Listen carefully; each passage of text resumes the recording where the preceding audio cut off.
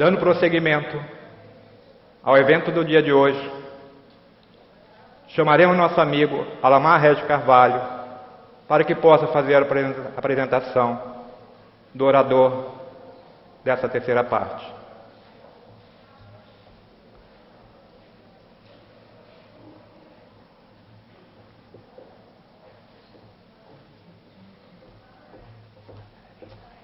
Vamos lá, meu irmão. A benção.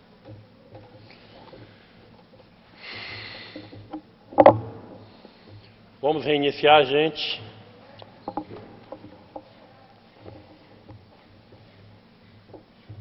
Por gentileza, avise as pessoas que estão do lado de fora que nós estamos reiniciando. Bom, indicamos mais um livro para vocês. Doutrina Espírita, de autoria do extraordinário Deolindo Amorim. Este foi um dos espíritas mais autênticos, não vou nem dizer do Brasil, do mundo. O mestre Deolindo foi uma cultura ímpar. Você conheceu muito bem, né, meu irmão? Conheceu muito bem o mestre Deolindo, né? Quem o conhece passa a amá-lo. É a coerência doutrinária, a pureza doutrinária, tratada com muito cuidado. Aliás, tem vários exemplares desse aí ainda. E aqui, sob a proteção de Deus, psicografado pelo nosso querido Divaldo Franco, de autoria de diversos espíritos. E hoje fala-se muito na questão da transcomunicação, que é a comunicação instrumental dos espíritos. Essa comunicação dos espíritos através de gravador, através de fax, através de televisão, de computador. E Djalma Mota Argolo, aquele da Bahia, que eu havia falado no início dessa exposição, aquele que estudou o grego para ir pesquisar mais detalhes da passagem de Jesus quando encarnado, porque ele nunca deixou de estar aqui pela Terra, Djalma escreveu este livro, Espiritismo e Transcomunicação. Foi um trabalho muito criterioso, muito bem feito, que nós sugerimos também àqueles que têm curiosidade de saber como é que funciona esse negócio da transcomunicação. Espiritismo e Transcomunicação, editado pela editora Millennium Túlio. E sempre aproveitamos a oportunidade para falar sobre a nossa revista Ação Espírita. É uma revista mensal que fala sobre o programa Espiritismo via Satélite, aquele programa de televisão que falamos para todo o Brasil e toda a América Latina, e breve, com fé em Deus, estaremos aqui também nos Estados Unidos e também na Europa, uma vez que tem alguns amigos de Portugal acertando detalhes com uma das emissoras de televisão e emissoras de satélite de lá para transmitirmos para os países de língua portuguesa. A Ação Espírita é uma revista que, além das matérias que trazem, ela responde, se propõe a responder perguntas das pessoas que formulam no programa ao vivo, mas que não podem ser contempladas devido ao tempo, então nós respondemos aqui. A revista está à disposição aí na nossa livraria por $2. O conferencista de agora é formado em farmácia e bioquímica pela Universidade Federal Fluminense, é mestre também em bioquímica, é trabalhador e expositor espírita desde os 17 anos, tem uma vida dentro da casa espírita, muita experiência apesar de novo, uma bagagem muito grande, altamente requisitado para falar em várias cidades, em vários estados brasileiros, que vem aos Estados Unidos pela primeira vez. Tenho certeza que vai voltar várias vezes, porque quem já o assistiu, o amou. Os amigos de Boston terão a oportunidade de vê-lo pela primeira vez, mas os de nosso casal querido de Connecticut, é esse o nome? Eu não sei nem pronunciar direito. E os outros já viram a beleza que ele representa pelos seus conhecimentos. A palestra de hoje é uma palestra que, segundo ele já havia aposentado há algum tempo, porque já faz quase 10 anos ou mais de 10 anos, mas a quantidade de pedidos por este tema é tão grande que ele resolveu ressuscitar a palestra. Simplesmente maravilhosa, porque fala sobre a maior vitamina que todos nós dispomos, que é o amor. E o título da palestra, o título é Amor, Alimento da Alma. E é com muito carinho que apresento para vocês Eduardo Guimarães.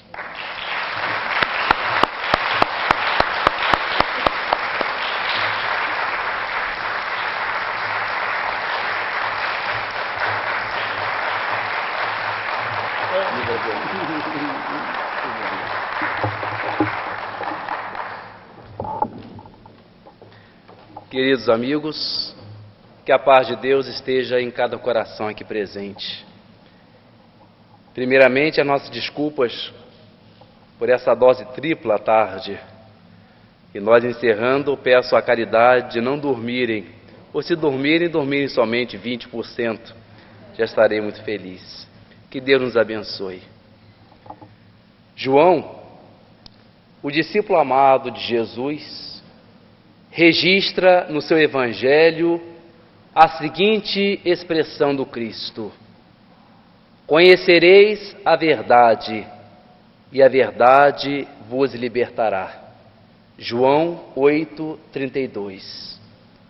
Notamos, todavia, que esse processo de conhecimento da verdade pede da criatura um processo de evolução, de ascensão espiritual. A verdade, ela existe em planos inacessíveis para o tipo humano. A verdade verdadeiramente plena, ela está a se movimentar numa esfera para a qual todos nós rumamos, mas que ainda estamos a grande distância dela. Por isso mesmo, temos no plano do mundo pessoas que têm maior ou menor potencial de verdade. Existem tantas verdades, tantos sejam as criaturas humanas, de modo que todos nós possuímos níveis diferentes de verdade, faixas diferentes de consciência. Em trânsito pelo mundo, vamos ver pessoas que já amadurecidas conseguiram ver, entender, perceber fenômenos mais substanciosos, deixando para fora tudo que fosse superficial e exterior. E outras tantas pessoas que consomem toda a existência em buscas puramente materiais. São níveis de verdades. E todos nós estamos certos nos níveis em que nos encontramos. Errados para quem nos observa de baixo e incompletos para quem nos detém de cima. Quem está de baixo observa o outro que está acima, simplesmente taxa tudo de errado porque não consegue entender. Mas quem está acima de nós nos vê simplesmente incompletos, acessível, portanto, de ascender, de crescer. Portanto, existem diversas faixas de verdade, diversos níveis de consciência, mas à guisa de didática, vamos estabelecer aqui 4 faixas de consciência, 4 níveis de verdade, estudando-lhes as características mais predominantes e podendo então nós situarmos numa ou noutra faixa de consciência. Vamos denominar a primeira faixa como sendo a faixa sensório primitiva. É a faixa em que o ser está tão densamente apegado às coisas materiais, em que ele não conhece a filosofia, vive ao sabor dos fatos, dos acontecimentos, sem que nunca tenha podido ou tenha conseguido questionar de onde veio, para onde vai, o que faz no mundo. Vive como esses sacos de batata nos cais do mundo, em que o carregador toma de um local, joga no outro, o outro vem e leva para frente, porque a pessoa não tem filosofia, ela não questiona o porquê de viver. Vive ao sabor dos fatos. Uma vez satisfeitas as funções básicas de estômago e sexo, a vida está plenamente satisfeita, porque ela não tem fome de outros valores, ela não tem anseio de outros alimentos. A vida, portanto, é sensória. Ela registra o mundo através dos 5 sentidos. E se eles ficarem ofuscados ou obliterados, ela não terá condição, portanto, de filtrar, de ressonar com a vida. É um nível primitivo, em que ele projeta para o exterior a baixeza e a rudimentaridade que há no seu interior. É um nível, portanto, bastante simplório, e as criaturas, portanto, observam os fenômenos, as coisas e as gentes, segundo uma visão toda fragmentada, sem que possa ter uma visão única, uma visão de substância, reunindo todos os fenômenos, as coisas e as gentes numa lei unitária, numa lei única. É o nível, portanto, primitivo sensório, onde a pessoa não tem ciência, onde o psiquismo é rudimentar demais para se impressionar, para gostar, se querer coisas que estão além dos seus objetivos materiais. Por evolução, o ser atinge a segunda faixa de consciência, que poderíamos denominá-la como sendo a faixa racional analítica, onde a razão agora já permite o homem adentrar fenômenos curiosos da vida. Desenvolveu ele a análise, a tecnologia, a ciência, e no afã de conhecer, projeta sobre os objetos, as coisas e as gentes, mas dentro de uma arguição fria, porque ele faz uma distinção entre objeto e observador. Não há, portanto, uma ressonância entre o objeto pesquisado e o observador que pesquisa, tanto que a análise nesse nível é fria, a análise é racional, é exterior, e às vezes o próprio fenômeno observado, ele como que se protege, ele como que se defende em função da arguição do observador ser tão fria.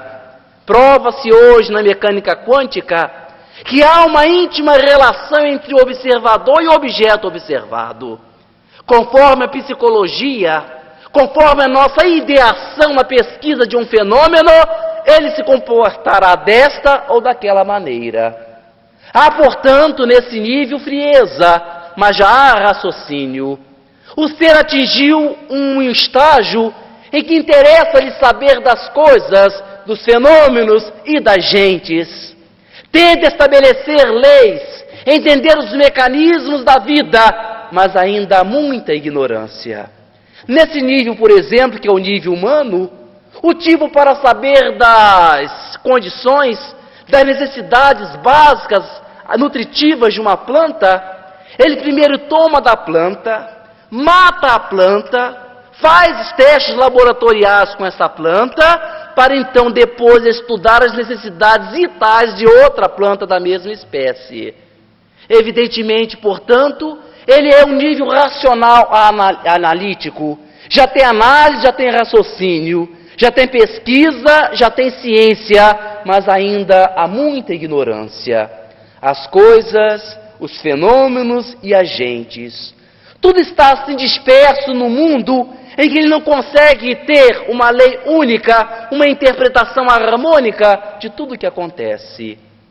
E por evolução ser atingir a terceira faixa de consciência, a faixa intuitiva sintética, em que através da intuição, ele sabe às vezes sem pensar, através da intuição, ele não tem de fazer às vezes o trabalho da elaboração racional, porque ele sabe antes de experimentar. Há como que uma íntima relação entre a alma do observador e a alma do objeto observado. Através dessa ressonância espiritual, O observador sabe das necessidades do objeto observado. Não precisa, por exemplo, matar a planta, porque já se desmaterializou o suficiente e pode então inquirir, pesquisar, questionar, percrustar as necessidades da planta, sem que preciso seja matar esta planta. É o nível intuitivo sintético, em que a criatura percebe por dentro, embora às vezes fora tudo esteja dizendo absolutamente o contrário. Esse nível intuitivo sintético já possui, portanto, a síntese. Observa a vida como uma orquestração infinita, como se tudo estivesse devidamente arquitetado. Sabe de onde veio, sabe o que está fazendo e já antevê o que vai ser dele no futuro. É o nível intuitivo sintético em que a desmaterialização realizada pela criatura permite com que ela pesquise as coisas, não por apalpadelas exteriores, mas por uma ressonância espiritual. É assim que os níveis espirituais, os santos, conseguirão entender as pesquisas que são realizadas na Terra. Seria incrível que Francisco de Assis ou Teresa de Ávila tivesse de reencarnar no século XX para conhecer cibernética, computação, microbiologia, teoria dos quantas. Porque simplesmente são tipos mais evoluídos. Eles teriam de reencarnar na Terra uma vez mais para saber com os nossos cientistas amorais como se dão esses processos, que seria um absurdo. Não há necessidade disso. A alma dessas criaturas ressona com as coisas e estende às coisas o que interessa a elas, sem passar pelas circunvoluções cerebrais. Nesse nível, porém, o ser, embora observe as coisas, os fenômenos e agentes, tem desespero filosófico, porque não tem fé. Penetra a quarta faixa de consciência, e essa faixa poderíamos denominá-la como sendo a faixa intuitiva, a faixa mística unitária, em que o ser sente como que uma despersonalização sua com a divindade. Não é a perda da individualidade, mas há uma identificação total e plena com o Pai Criador e a criatura. Daí Jesus dizer, eu e o Pai somos um. Aquilo que havia na alma do Cristo, havia na alma de Deus. Não havia nenhuma diferença, portanto, um poderia falar, eu e o Pai somos um. Esse é o nível místico unitário, em que o ser, agora atingindo a sua última escala evolutiva, observa as coisas, os fenômenos e agentes, mas não sente mais solidão, não tem mais melancolia, não tem mais tristeza, porque ele descobre que ele é o fenômeno, ele é a coisa, ele é a gente e não se sente mais só. Meus amigos, todas as nossas manifestações humanas, todas as nossas realizações estarão subordinadas a essas faixas de consciência. Diga-me como sofres, diz a grande síntese de Pietro Baldi. Diga-me como sofres e eu te direi quem és. Das 3 cruzes do Gólgota, 3 cruzes iguaizinhas, tanto o Spine Crucis quanto o Patibulum, as cruzes eram iguais, plenamente iguais, mas lá no Monte da Caveira, 3 almas viviam momentos diferentes. O chamado salteador da esquerda bradou um grito de revolta, se és Cristo, desce da cruz, salva a ti e salva a nós também. O salteador da direita, na mesma cruz, bradou de uma maneira diferente, gritou um grito de arrependimento. Senhor, quando entrares no teu reino, lembra-te de mim. E o suposto salteador do centro bradou o grito do perdão. Pai, perdoa-lhes, porque não sabem o que fazem. As 3 cruzes eram iguais.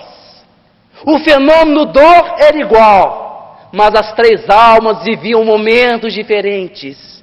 Estavam situadas em faixas diferentes e por isso ressonaram e interagiram com o fenômeno dor também de maneira diferente. E isso em tudo. Nos fenômenos da arte, a arte que no 5º e 4º séculos antes do Cristo, e na arte na Renascença, em que havia uma preocupação, uma como que quase obsessão, em um espírito trazer para a forma, para o estático, aquilo que era imponderável, aquilo que era eterno. Havia uma necessidade de a forma subir, da forma se elaborar ao máximo, a fim de que pudesse registrar no perecível, no passageiro, aquilo que fosse mutável, aquilo que fosse, portanto, eterno, perene. A arte, portanto, poderá ser linda, linda como um buquê de margarida sobre uma brancura de mármore, ou a arte poderá ser degradante e infeliz, como a arte do século XX. É arte, mas vivendo momentos diferentes, sendo filtrada, portanto, por mentes diferentes e se manifestando mesma arte, mas em tons de espiritualidade também diferente. Assim ocorre também no amor. Diga-me como amas, e eu te direi quem és. O amor, portanto, também está subordinado ao nosso nível espiritual. Evidentemente, já deixamos para trás manifestações de amor que hoje, ao saber delas, nos revoltam, criam em nós pruridos de antipatia. Mas existem também outras formas de amar. Existem tônicas de amor que nós também ainda não chegamos. E ficamos nós impressionados, porque é que sendo o amor de origem divina, porque é que tendo o amor sua origem em Deus, pode o amor no nível humano se constituir na maior causa dos piores dramas obsessivos de todos os tempos. As vinculações desventurosas do amor, as ligações infelizes do amor, são as mais responsáveis pelos mais hediondos quadros de obsessão, de tortura e perseguição que conhecemos.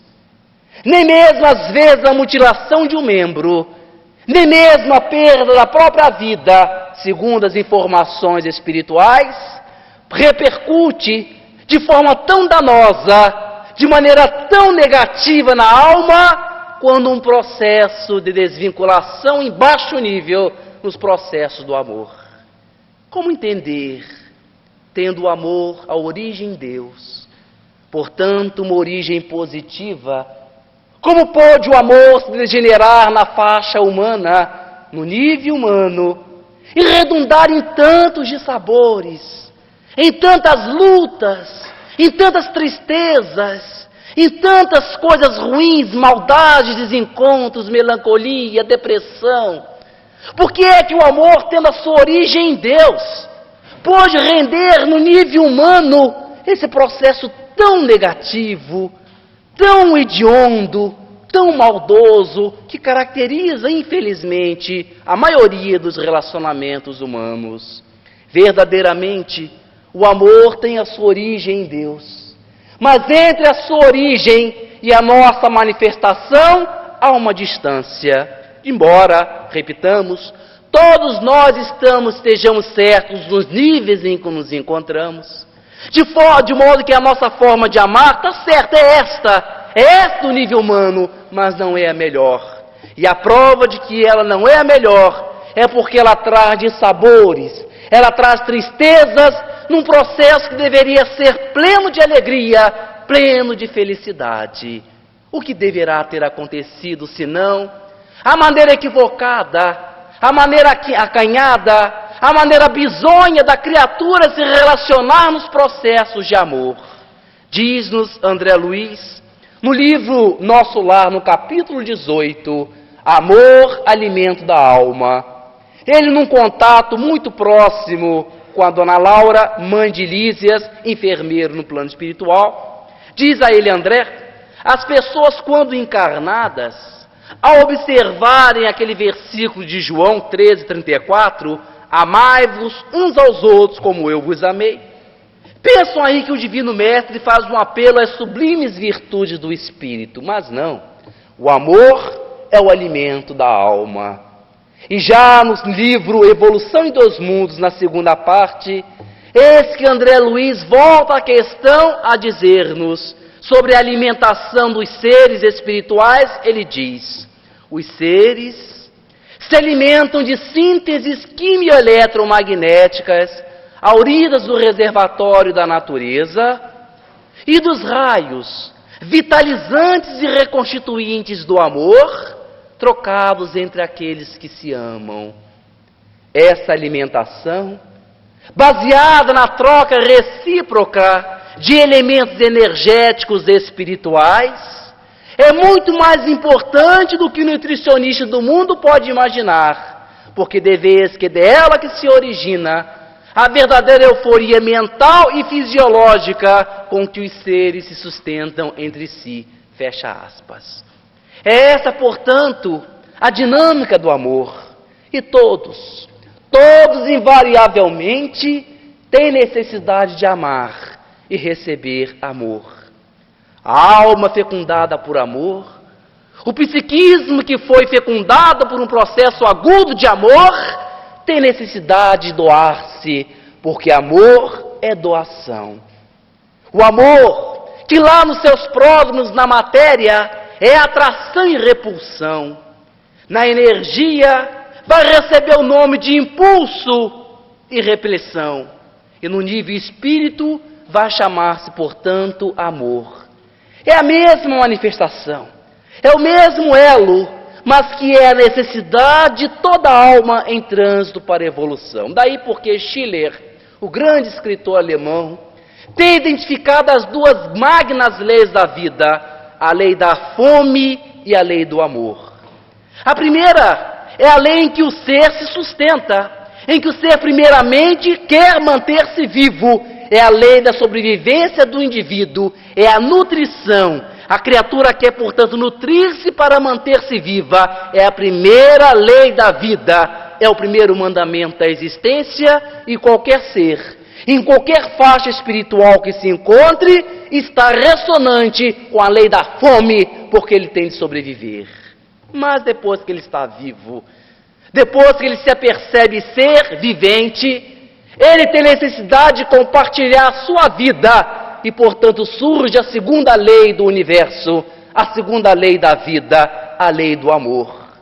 Fome e amor são as duas magnas leis descobertas, entrevistas por Schiller, faltando ao grande escritor alemão a descoberta da terceira lei magna da vida, que é a lei da evolução.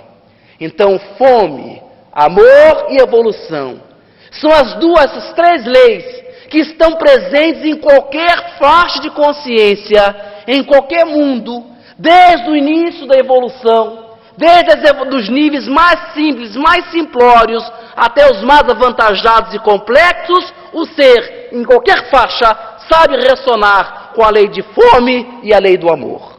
Lá no nível mais baixo, a fome será um processo, portanto, de alimentação fisiológica, alimentação física, portanto, mata-se para comer. O amor se estabelece através de relações sexuais puramente frias, mas a lei vai evolvendo, descobre-se depois que pode avançar-se no campo do coração e no campo do trabalho, no campo da inteligência. São processos evolutivos da mesma lei, da lei de fome e da lei do amor. Portanto, o amor é o alimento da alma. E ficamos nós angustiados quando vemos as criaturas humanas, em nome de um processo de amor, criarem para si tantos dissabores, tantas torturas, tantos dilemas, tantos quadros negros e ruins. Por que ocorre isso? É porque o amor humano tem uma característica, ou tem algumas características que dificultam a sua expressão máxima, a sua manifestação pungente, a sua manifestação total. O amor humano, ele está como que eivado, ele está misturado com uma manifestação que é o chamado amor-posse. Nós, em nome do amor, pensamos possificar o objeto amado. Nós, em nome do amor, pensamos ter a criatura sob o nosso comando, sob a nossa determinação, sob o nosso constrangimento. O amor posse aí está. Como que as pessoas, a não podendo, a não sabendo, dar a outro direito de pensar e sentir diferente, porque diz que já não está havendo amor. O amor, diz Chico Xavier, é semelhante a essa camada de ar que está sobre a nossa mão. Quando egoisticamente queremos aprisionar essa camada de ar, ela se vai. Assim são os processos de amor. Porque ninguém pode obrigar a ninguém a amar ninguém, como ninguém impede ninguém de amar ninguém. O amor é um processo livre, não sexo, mas o amor é livre. O amor é tão livre, que mesmo Deus, sendo todo poder e bondade, Deus que tudo pode, Ele não pode pedir amor da sua criatura, porque ela só o amará se ela quiser.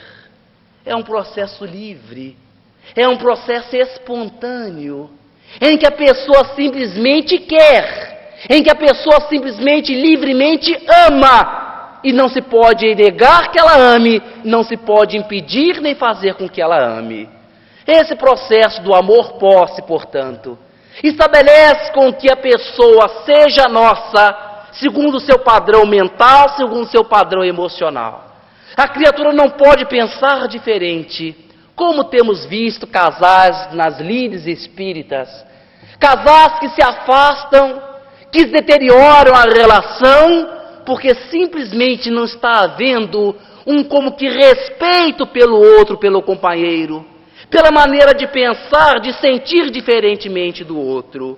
Eric Fromm, no seu livro A Arte de Amar, nos diz: no amor ocorre o paradoxo, em que dois seres sejam um, contudo permaneçam dois. Como é difícil isso!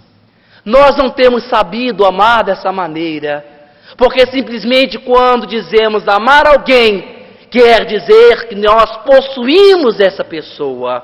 Tanto que quando essa pessoa livremente decide ir-se embora, nós não amamos mais.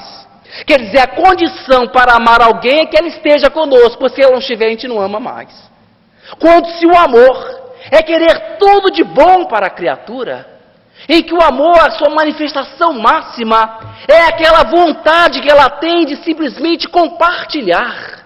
Mais do que isso, ela tem necessidade de proporcionar, porque o amor, quando ele é fecundo, ele tem necessidade de abrir-se, sai do eu que limita e se expande para o nós irrestrito, em que a pessoa pensa com todos os detalhes, com todos os cuidados, como fazer o objeto amado mais feliz. Essa é a tônica do amor, em que a pessoa consegue negar a si própria, em que a pessoa pode iludir a si mesma e ir ao encontro do outro sem despersonalizar-se. Deve haver sim um equilíbrio, segundo Piaget, entre o princípio de reciprocidade e o princípio de autonomia. O princípio de autonomia é aquele que afirma o ser como identidade, como personalidade. Eu sou, eu tenho essas características, eu tenho aquelas características. Mas o princípio de reciprocidade é aquele justamente que nos faz contato, que permite os processos do amor. Pelo princípio de autonomia, a criatura fica sendo ela, personalidade, se identificando no meio das outras pessoas, é a garantia da sua individualidade. E pelo princípio de reciprocidade, ela consegue ressonar e interagir com as outras pessoas em tônicas variadas de amor. De modo que o amor-posse aí está, enfeiando as relações, quando as pessoas não compreendem que existem limites, que o objeto amado tem nuances diferentes, pode querer diferente, pode optar diferente, pode desejar diferentemente de nós. Essa é uma filigrana, porque as relações elas terminam, elas às vezes acabam, porque um asfixia o outro. No processo, no início, Há como que uma tendência de um psiquismo englobar o outro. Os dois se despersonalizam. Os dois cosmos, eles na tentativa de se interpenetrarem, eles nessa tentativa de fusão, pede uma como que despersonalização dos dois. De modo que o outro, querendo ser aquilo que o outro deseja que ele seja, ele vai fazendo verdadeiras mutilações mentais e emocionais nele.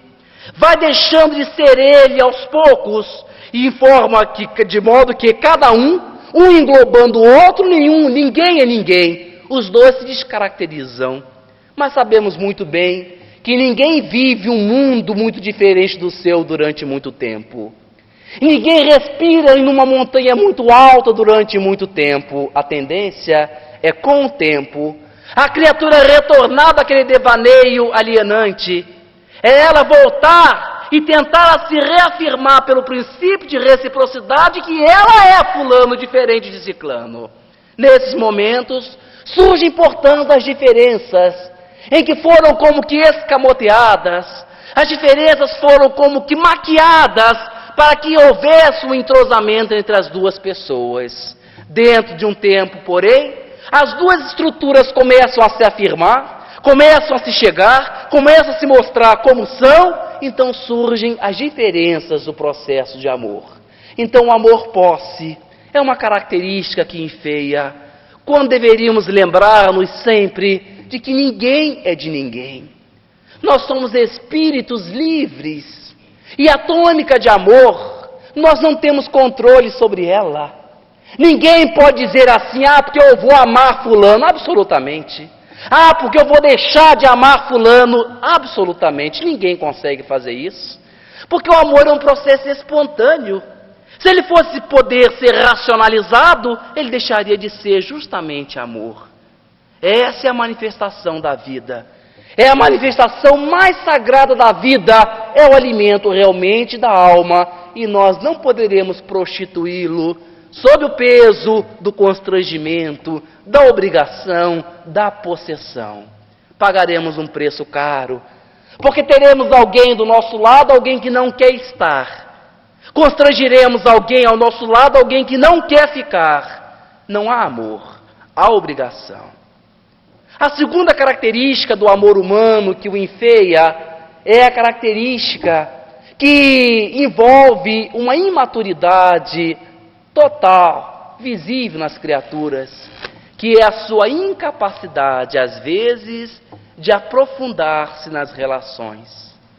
Naquele primeiro estágio, em que os dois cosmos tendiam a se fundirem, em que cada um se mutilou mental e emocionalmente para que fizesse o encaixe perfeito com o objeto amado, depois desse primeiro momento, depois que a embarcação se afasta do cais dos primeiros anos e avança para os mares sombrios da rotina e do dia a dia, é muito comum ocorrer a chamada alteração afetiva, em que surgem nas relações as diferenças.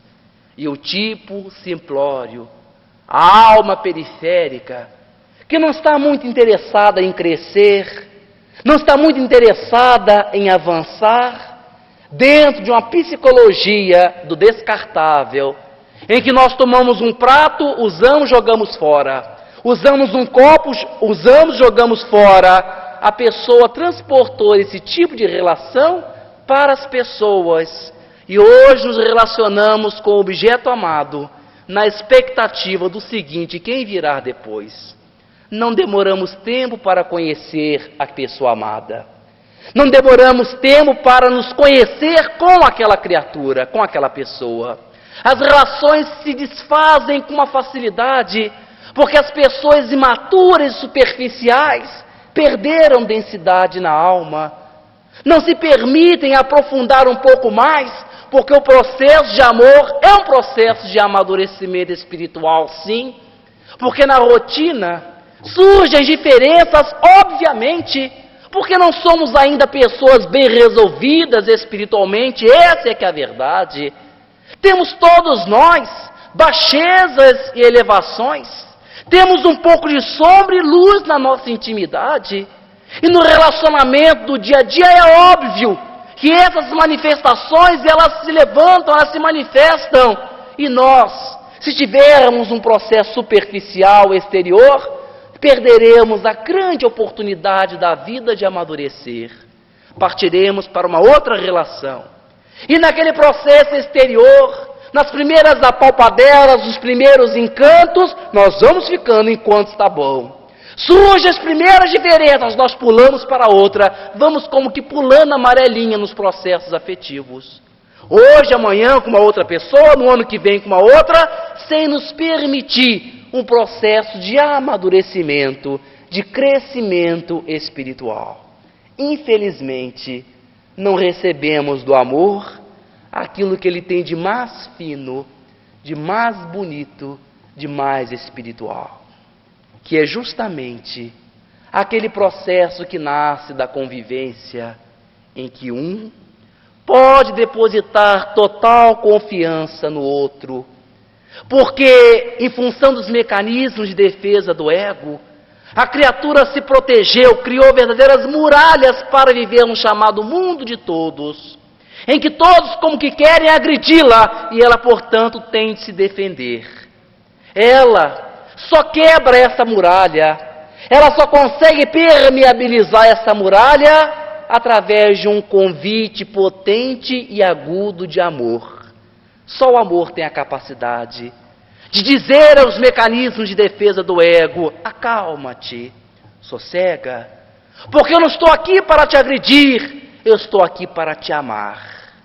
Essa comunicação não verbal é o processo mais refinado que vem ao longo do tempo, em que uma criatura vai durante a vida sabendo que pode contar com a outra. É a filigrana máxima, é o presente máximo do amor, o apanágio da confiança, em que a pessoa pode deitar-se, deixar cair, porque sabe que estará o objeto amado amparando-a.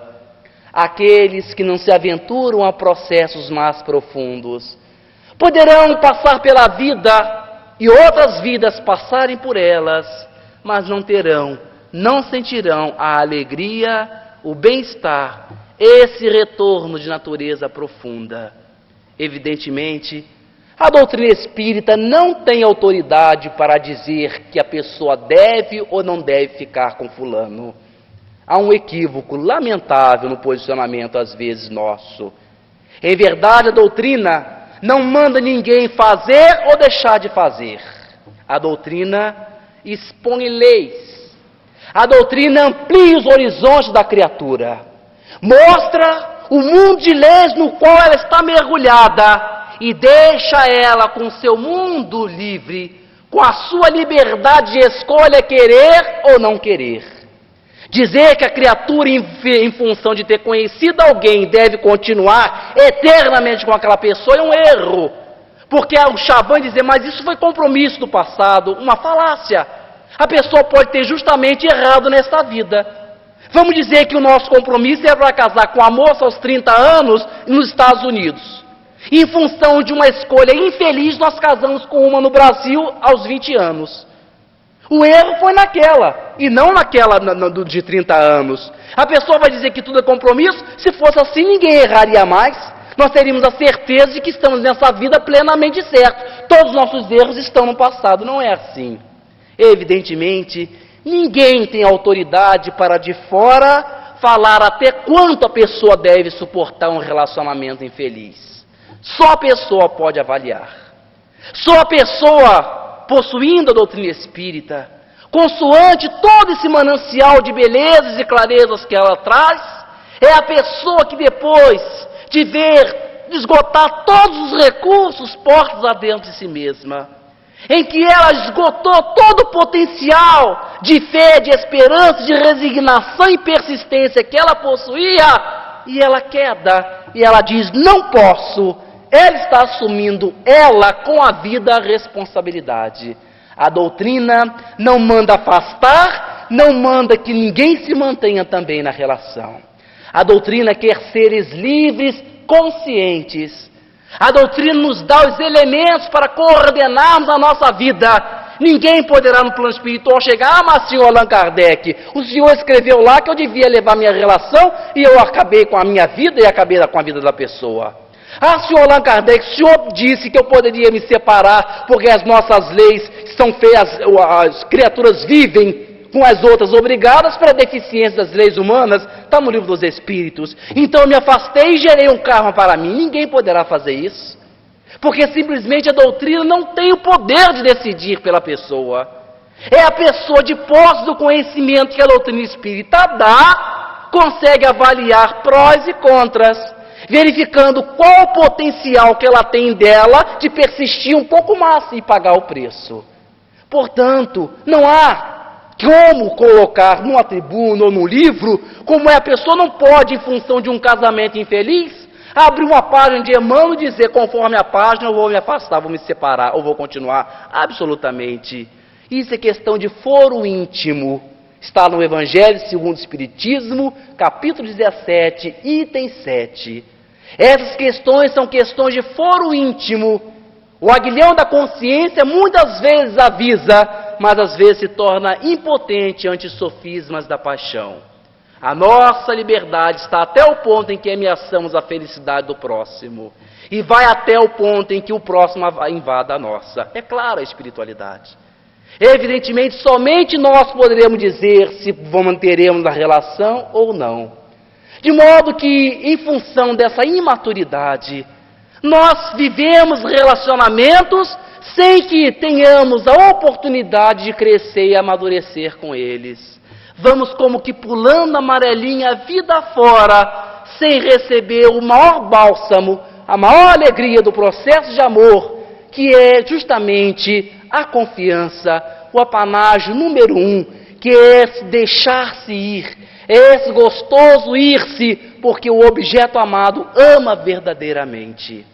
Vemos em trânsito pela vida pessoas que se dizem frustradas em amor, desencantadas em amor, decepcionadas pelo amor. Nós vamos verificar, meus amigos, que essas almas, durante toda a existência, mais pretenderam serem amadas do que propriamente amar, quando o amor é diferente. Na igreja Nossa Senhora da Paz, lá em Ipanema, no Rio de Janeiro, tem um padre curioso, porque quando ele vai realizar casamentos, ele faz um questionamento anterior com o casal e pergunta, por que você quer casar? Pergunta ele ao casal. Por que você quer casar? E a pessoa, sem entender muito bem, ele se explica. Sim, porque se você quer casar para ser feliz, não case. Mas se você quer casar para fazer o outro feliz, então case. Porque quando se ama, não há peso nenhum em fazer o objeto amado feliz. Quando o peso está demais, é porque a tônica de amor foi uma tônica comprometida e cumpre observar. O amor, portanto, tem a sua manifestação livre. Nem Deus poderá pedir esse amor de nós, se nós não quisermos lhe dar. Essas pessoas não conhecem a dádiva de doar-se, aquela impregnação feliz que é doar-se para a vida, para o objeto amado. E haveremos sim, meus amigos, de durante muito tempo ainda sofrer pelos processos de amor. Em função dessa maneira acanhada, obliterada, ofuscada, bizonha, errada, mal conduzida de amar, em função, portanto, desse desgoverno da nossa maneira em nos relacionarmos com as outras pessoas, certamente nós ainda sofreremos muitos impactos dolorosos. Até o dia em que compreendermos que o processo de amor, ele está muito acima dessa troca. Existiram seres que deram exemplos, que falaram o quanto amaram, sem que tenham necessidade de receber a troca. Dirão, mas isso é muito acima de nós. É sim. Realmente essa faixa é inacessível ainda para nós, mas não quer dizer que esteja errada. A nossa faixa está certa para o nosso nível, mas está incompleta. E a prova disso é o tanto de infelicidade que os processos de amor trazem para nós. Um dia veremos de aperceber-nos que o amor, ele é cada vez mais amplo, cada mais alegria, quanto mais a pessoa se doa. quanto mais ela consegue ser ela própria no objeto amado. Tanto que os processos mais agudos de amor é quando a pessoa não precisa fazer grandes mutilações, em que ela pode ser ela mesma e o outro compreender plenamente. Existiram seres, portanto, que nos deram esses exemplos. Exemplos para nos dizer que nós deveremos caminhar rumo a uma maneira mais ampla, menos material, menos humana de amar.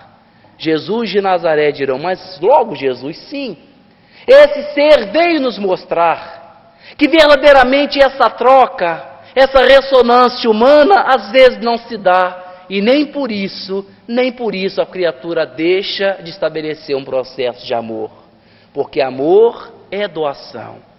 Existem seres, existem criaturas que, fecundadas por um processo de amor, não conseguem criar corpos para a reencarnação de outros seres. Criam então filhos do coração. Criam as grandes obras do bem, do belo e do bom, porque simplesmente o amor, inexoravelmente, traz sua mensagem única, que é doação. Jesus Cristo assim compreendeu a baixeza que havia no coração de Maria de Magdala, mas amou de tal maneira, impregnou aquele coração de tanta ternura, que transformou a pecadora de Magdala na grande santa dos nossos dias, das nossas vidas. Viu que Pedro era covarde, pusilânime, mas está no coração de Pedro uma sustentação espiritual que faria de Pedro o grande arguidor, erguidor da doutrina de Jesus, da primeira igreja cristã sobre a terra. Foi num gesto de amor, sim. Foi num assomo de paixão que Jesus desceu das suas alturas, de imagens, de esferas muito além de nós. Veio a Paulo, nas areias quentes do deserto sírio, e quando o doutor da lei, já caído do cavalo, gritou, quem sois vós, Senhor? Jesus imprimiu tanto amor naquela frase que lhe disse, Paulo, eu sou Jesus, a quem tanto tu persegues. Só o amor, meus amigos, só o amor verdadeiramente espiritual e agudo pode realizar esses verdadeiros milagres da vida, esses verdadeiros milagres do coração. Era uma noite alta, e um homem atravessava um parque numa cidade grande. Enquanto estava atravessando o parque, vê que sai da luz, da sombra de uma árvore, onde se escondera da luz dos lampiões, uma menina, uma moça. Com acenos suspeitos, ela começa a se aproximar dele, e ele identifica logo. Trata-se de uma mulher, de uma vítima da prostituição, quiçá já crucificada no altar do egoísmo humano.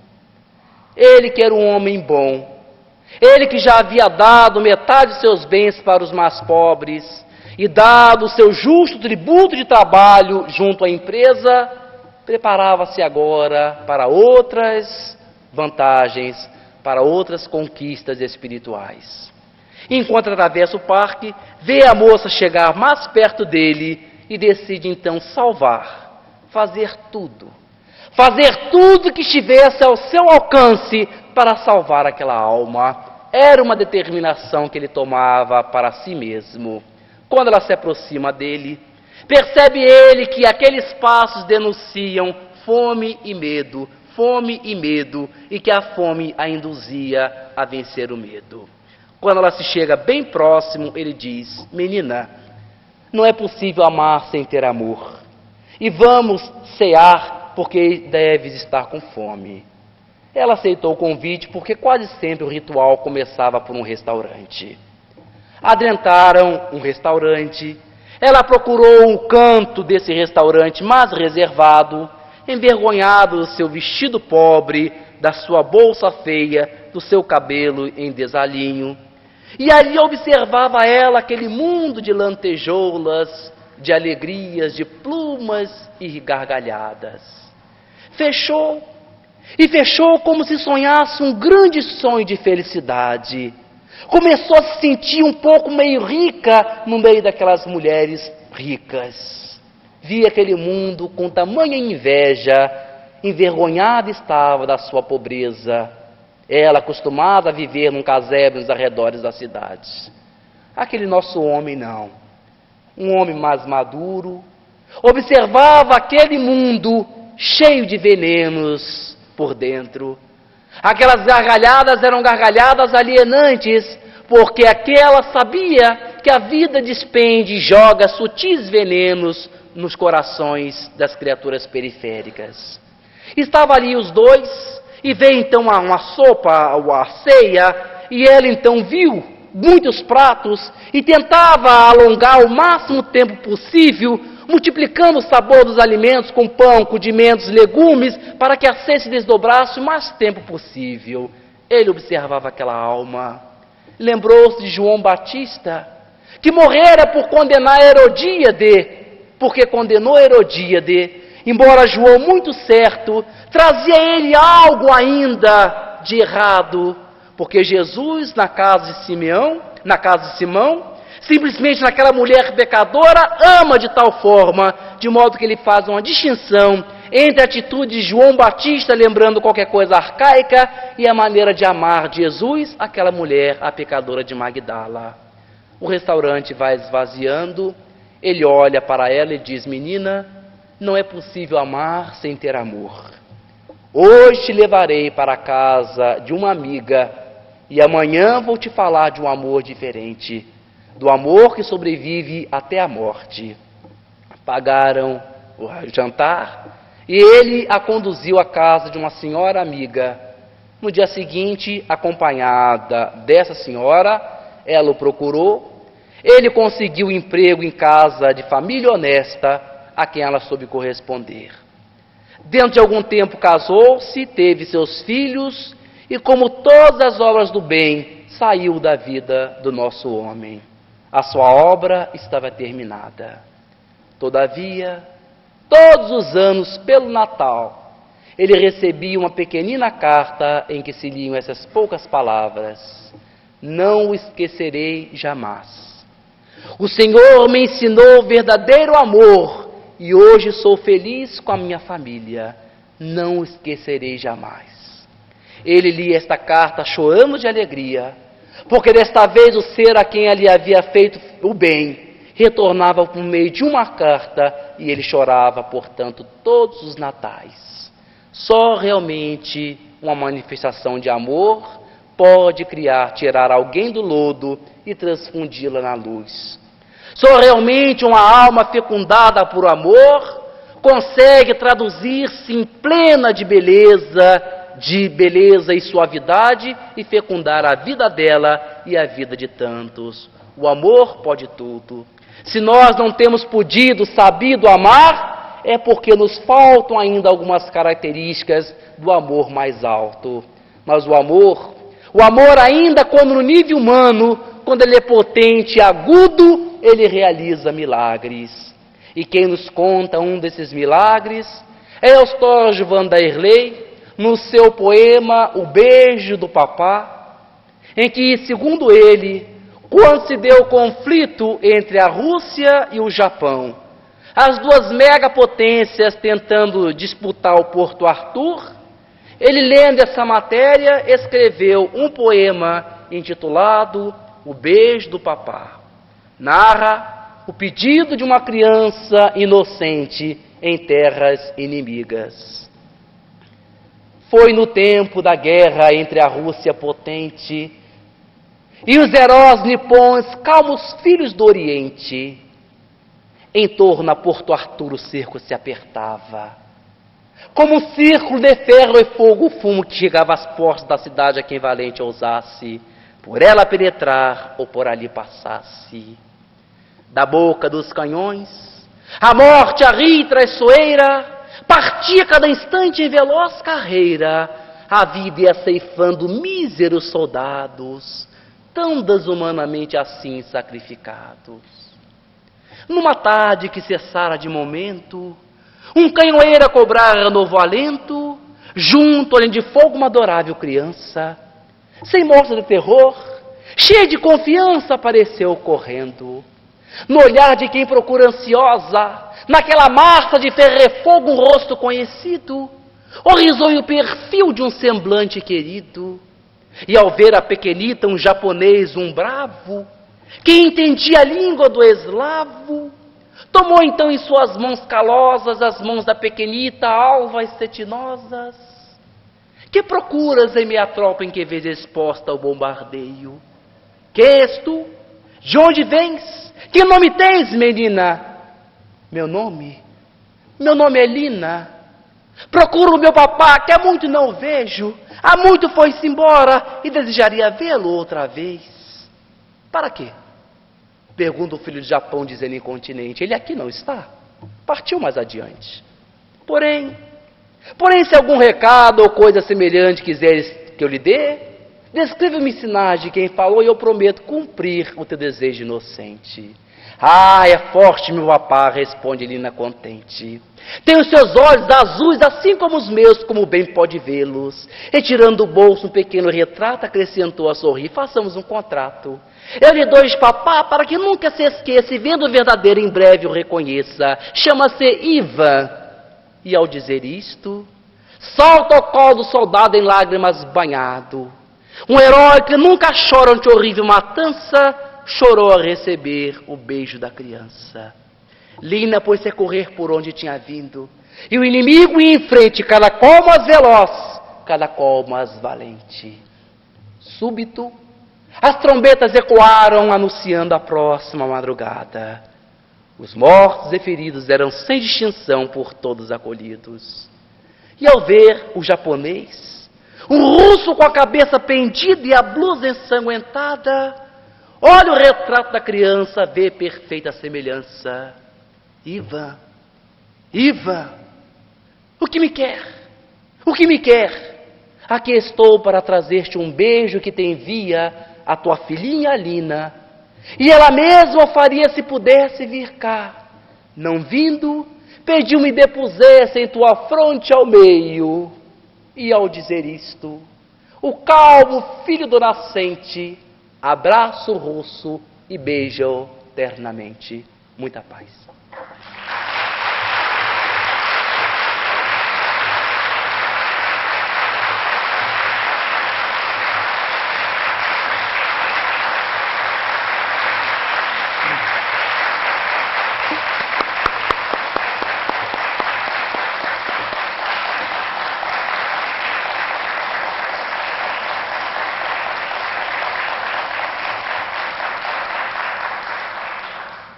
Eu não disse. Bom, Eduardo, ao deixar Nova York na segunda-feira, proferirá palestras em Miami. Tem várias palestras, se não me engano, na Federação, né, Espírita da Flórida, e em mais alguns outros grupos. Mas ele tem uma viagem prevista também para passar 3 meses aqui nos Estados Unidos. Já combinou com a Norma. E estará disposto a visitar as demais cidades que já o convidaram. Tá? Bom, a coordenação da Semana Espírita avisa que amanhã terá quentinha aqui, almoço, alimento, ao preço de $5. Então, quem desejar passar o dia todo conosco, a começar da programação às 9 da manhã, é às 9 mesmo, não é minha? 9h30. É no Central Park? No Rockefeller Center, e de lá nos deslocaremos até o Central Park. Tá? Às 9h30. Bom, gente, hoje foi só banho de luz, né? Aquele início com todos os palestrantes, depois a brilhante palestra El Consolador do companheiro Benjamin, depois a mediunidade com o outro Benjamin Teixeira, e agora o amor, alimento da alma com o nosso Eduardo. Acreditamos que a nossa alma está alimentada por hoje. Agradecemos a todos, então, pela atenção e os convidamos para o dia de amanhã, se possível, trazendo mais amigos, mais pessoas queridas para participarem desse banquete, que é o último dia da primeira semana espírita de Nova York, que já está dando muita saudade dessa convivência com vocês. Agradecemos a Jesus, a Deus nosso Pai, por esses momentos de alegria e muita paz. Uma boa noite a todos.